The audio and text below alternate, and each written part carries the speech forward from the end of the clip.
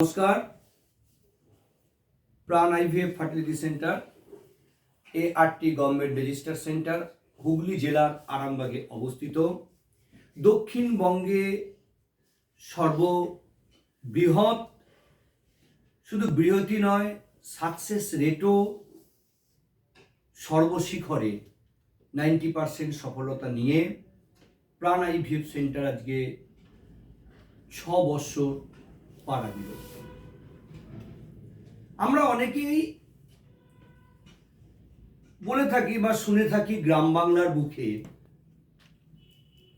যে অমুক মানুষটা বন্ধ্যাত্ব রোগে ভুগছে। প্রথমে জানতে হবে যে বন্ধ্যাত্বটা কি, তার প্রতিকার কি, এটা আগে আমাদের প্রথমে সবার জানা উচিত। বন্ধ্যাত্ব কিন্তু কোনো সামাজিক অভিশাপ নয়, কারো পাপের ফল নয়, যেটা আমরা গ্রাম বাংলায় শুনে থাকি। এটা আর 5টা রোগের মতন একটা রোগ, তার চিকিৎসা আছে। কোনো বিবাহিত মহিলা তারা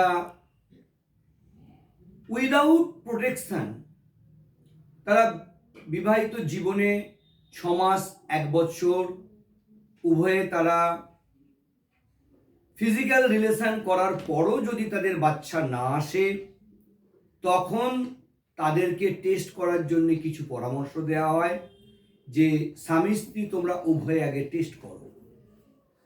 টেস্ট করে দেখা হয় তাদের বন্ধ্যাত্বটা কার, পুরুষ বন্ধ্যাত্ব না মহিলা বন্ধ্যাত্ব। যদি পুরুষ বন্ধ্যাত্ব হয় তার চিকিৎসা আছে। তার স্পার্মের কোয়ালিটি কি দেখতে হবে, তার স্পার্মটাকে টেস্ট করতে হবে ভালো করে। তার স্পার্মের কোয়ালিটি যদি তার খারাপ হয় তাকে মেডিসিন দিতে হবে। মেডিসিন খাইয়ে যদি তার কোনো ইমপ্রুভমেন্ট হয় সেটা দেখতে হবে। মহিলা বন্ধ্যাত্ব হলে তার কোন জায়গাটায় তার ডিমের কোয়ালিটি কেমন, তার জন্য বিভিন্ন টেস্ট করতে হবে। তার থাইরয়েড আছে কিনা দেখতে হবে, তার পিসিওডি কিনা দেখতে হবে, ইউএসজি। সর্বপ্রথম দেখতে হবে তার HSG করতে হয়, যে তার টিউব ঠিক আছে কিনা। যদি দেখা যায় যে তার টিউব হয়তো ব্লক, কোনো কিছু হয়তো যদি একটা ব্লক থাকে, তখন তাদের আমরা বিভিন্ন সাজেশন দিয়ে থাকি। কারণ টিউব ব্লক থাকলে তো আর IUI করা যায় না। IUI একটা প্রোটোকল, IVF একটা প্রোটোকল, ICSI একটা প্রোটোকল। IUI হচ্ছে ইন্ট্রা-ইউটেরাইন ইনসিমিনেশন। যদি কোনো কাপেল ফিজিক্যাল রিলেশন করছে, করার পর তাদের বাচ্চা আসছে না, তখন সেই হাজব্যান্ডের সিমেনকে নিয়ে আমরা প্রসিডিওর মেনটেন করে তার মানে পিরিয়ড অনুযায়ী সার্জেন ঠিক করে দেবে, তার ডিম তার স্টিমুলেট করে আমরা ডিমকে র্যাপচার করে সেই সিমেনকে আমরা ইনসিমিনেশন করা হয়, সেটা IUI। IVF একটা ভাস্ট প্রোটোকল। এটা নিয়ে আমি মানুষকে অনেক বেশি সজাগ করব, কারণ আমাদের দেশটা খুব বৃহৎ। এই বৃহৎ দেশে মানুষকে সঠিক জিনিস বুঝতে হবে, সঠিকভাবে আগাতে হবে। যে IVF কেন করব, কি জন্যে করব, কোন জায়গায় যাচ্ছি, সেই জায়গাতে আদৌ IVF হয় নাকি সেই জায়গাতে কাউন্সিলিং করে রুগীকে নিয়ে এক জায়গা থেকে আর এক জায়গায় পালিয়ে যাওয়া হয়। তার খরচা এক বলা হবে, তারপরে হিডেন খরচা এক্সট্রা করে চাপিয়ে দেওয়া হবে, পেশেন্ট সর্বশান্ত হয়ে যাবে। এইগুলো পেশেন্টকে আগে পুরো সজাগ থাকতে হবে পুরো।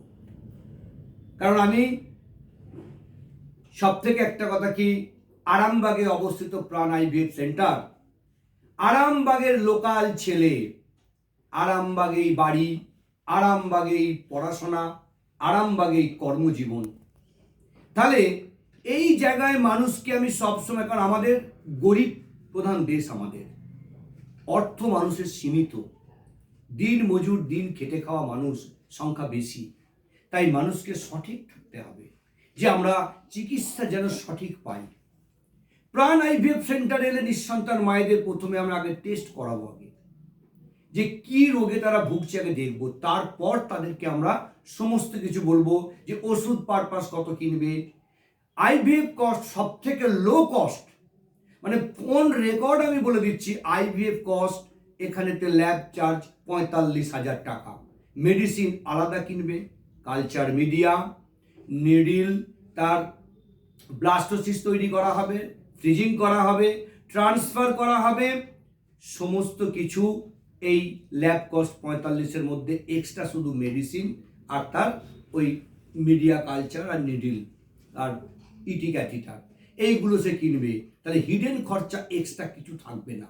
পেশেন্টকে পুরো লিখে দেওয়া হচ্ছে একবারেতে, যে একটা টাকাও যেন হিডেন খরচা না হয়। অনেক জায়গায় অনেক গোপনীয়তা করা হয়, বলা হয় এক, করা হয় এক, তখন পেশেন্ট সর্বশান্ত হয়ে যায়।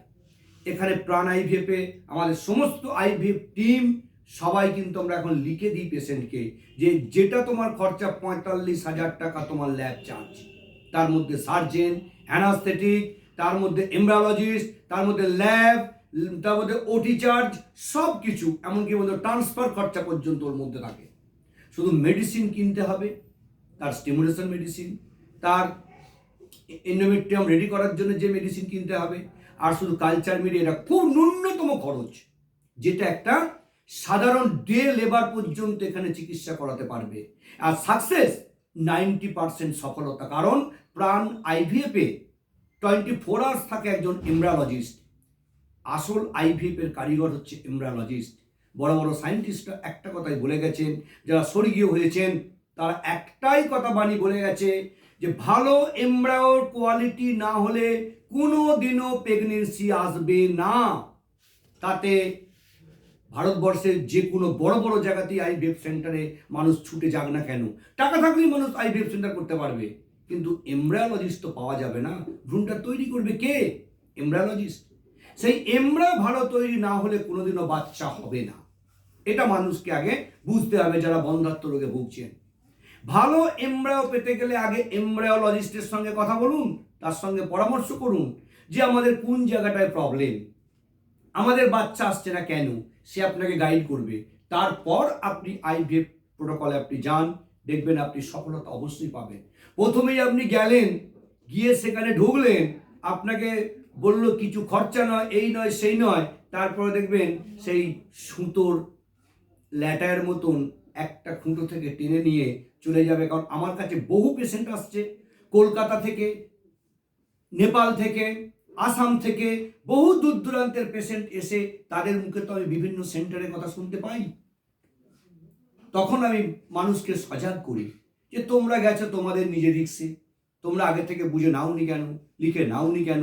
তাই মানুষের উদ্দেশ্যে, জনগণের উদ্দেশ্যে, কারণ একে বন্ধ্যাত্ব মহিলা, তারা অনেকটাই সাইকিয়াট্রি রোগে ভুগতে থাকে, যে আমরা বাচ্চা হচ্ছে না কেন, সমাজের একটা চাপ, পাড়া প্রতিবেশীর চাপ, আত্মীয় স্বজনের চাপ, তারা এই চাপে তারা জর্জরিত, তখন তারা দিশাহারা হয়ে যায়। তাই তারা যখন সেই বিভিন্ন জায়গায় ছুটে যায়, তখন তারা বহু জায়গায় তারা প্রতারিত হয়। এটা উদ্দেশ্যে আমি একটা কথাই বলবো, যে আপনারা সজাগ থাকবেন। নেট খুলে আগে দেখবেন যে আপনারা কার সঙ্গে কথা বলছেন। বর্তমান যুগে নেটের যুগ, কারণ ঠকাবার জায়গা কোথাও আর নাই এখন আর, এই 2026 সালে দাঁড়িয়ে বলছি। কারণ আইভিএফ জগতে এমব্রায়োলজিস্ট শেষ কথা। গুড কোয়ালিটির এমব্রায়ো তৈরি করবে কে? এমব্রায়োলজিস্ট। ফার্টিলাইজেশন চেক করবে কে? এমব্রায়োলজিস্ট। ফার্টিলাইজেশনের ডে 1 থেকে ডে 5 পর্যন্ত ব্লাস্টোসিস তৈরি করবে কে? এমব্রায়োলজিস্ট। তাই সমস্ত কিছু কারিগরটাই কিন্তু এমব্রায়োলজিস্টের। তাই আগে সঠিক পরামর্শ নেওয়ার জন্য আপনারা সজাগ থাকবেন, যে কোনোই সেন্টারে যান না কেন, আগে ফার্স্ট এমব্রায়োলজিস্টের সঙ্গে কথা বলবেন। কাউকে সাজিয়ে গুজিয়ে দিলে যেন না হয়, নেটে সার্চ করবেন সে এমব্রায়োলজিস্ট কিনা, তবেই তার সঙ্গে আপনারা কথা বলবেন। কারণ শুধু এই ড্রেস পরে, মাস্ক পরে বসে পড়লেই কোনোরূপ কিছু হওয়া যায় না। এটা প্রত্যেককে আমি সজাগ করার জন্য বলছি, সেই খবর আমি পেয়েছি, তাই জনগণের উদ্দেশ্যে আমি কথাগুলো আজকে বলছি। একটা মানুষ 18 লক্ষ টাকা খরচা করে সে আমার কাছে এসে আজকে সে প্রেগনেন্ট হলো 21 বছর পর, তার কতটা দুঃখ। সেই দুঃখের ভাগিদার কি কেউ হতে পারবো? কেউ পারবো না। তাই আইভিএফকে নিয়ে কেউ অযথা কেউ উল্টো পাল্টা বর্ষা করবেন না। আইভিএফ একটা মানুষের মুখে হাসি ফোটানোর জায়গা। তাই আমার মনে হয় সবার কনসাস থাকা উচিত। সবাই আসুন, সবাই মিলে নিঃসন্তান মায়েদের মুখে হাসি ফোটাই। তাই আইভিএফ একটা প্রোটোকল। আইভিএফ প্রোটোকলে কি হয় না, টোটাল ডিমকে তার স্টিমুলেশন করার জন্য আমরা ফলিকেলকে স্টিমুলেশন করে করে আমরা নিয়ে যাই, যাতে ভালো কোয়ালিটির ডিম পাওয়া যায়। সার্জেনরা ঠিক করে দেয়, সার্জেনরা পিক আপ করবে, পিক আপ করে ল্যাবে দেবে। এমব্রায়োলজিস্ট সেই ল্যাবেতে হাজব্যান্ডের স্পার্ম এবং তার স্ত্রীর ডিম্বাণু নিয়ে ফার্টিলাইজ করবে, ফার্টিলাইজ করে ভালো কোয়ালিটির ব্লাস্টোসিস তৈরি করবে। সেই ব্লাস্টোসিসকে ফ্রিজিং করা হবে, ফ্রিজিং করে রাখার পর সেই ব্লাস্টোসিস তার স্ত্রীর গর্ভে 2 থেকে 2.5 মাস পর সেটা প্রতিস্থাপন করা হবে। যদি তার সমস্ত কিছু ঠিকঠাক থাকে মেডিকেল রিপোর্টে, তাহলে তার বাচ্চা অবশ্যই আসবে। গুড কোয়ালিটির এমব্রায়ো না হলে প্রেগনেন্সি আসবে না। এটাই আমি নিঃসন্তান মায়েদিকে বলবো। আপনারা নিরাশ হবেন না, ধৈর্য রাখবেন এবং চিকিৎসাটাকে ভাববেন যে এটা একটা চিকিৎসা, এটা অভিশাপ নয়। কারো পাপের অভিশাপ কখনোই হতে পারে না। আর 5টা চিকিৎসার মতন। তাই প্রাণ আইভিএফ সেন্টার আরামবাগে অবস্থিত, একটি উজ্জ্বল নক্ষত্রের মতন দক্ষিণবঙ্গে বিরাজমান প্রাণ আইভিএফ ফার্টিলিটি সেন্টার। আপনারা প্রাণ আইভিএফ সেন্টারের সঙ্গে যোগাযোগ করতে পারেন, আসতে পারেন, কারণ এখানে এমব্রায়োলজিস্ট আপনাকে সুপরামর্শ দেবে। তারপর আপনারা চিকিৎসায় পা বাড়াবেন। তার আগে অযথা আপনারা এখানে ওখানে সেখানে ছুটে অর্থ ব্যয় করতে যাবেন না, কারণ অর্থ মানুষের একটা সীমিত। এই বলে মকর সংক্রান্তি সবাইকে শুভেচ্ছা, ভালোবাসা, অভিনন্দন জানিয়ে আমি আজকের মতো বক্তব্য শেষ করলাম। পরবর্তী আবার আমি উইদিন 1 মান্থের মধ্যে আবার একটা টপিক নিয়ে আলোচনা করব।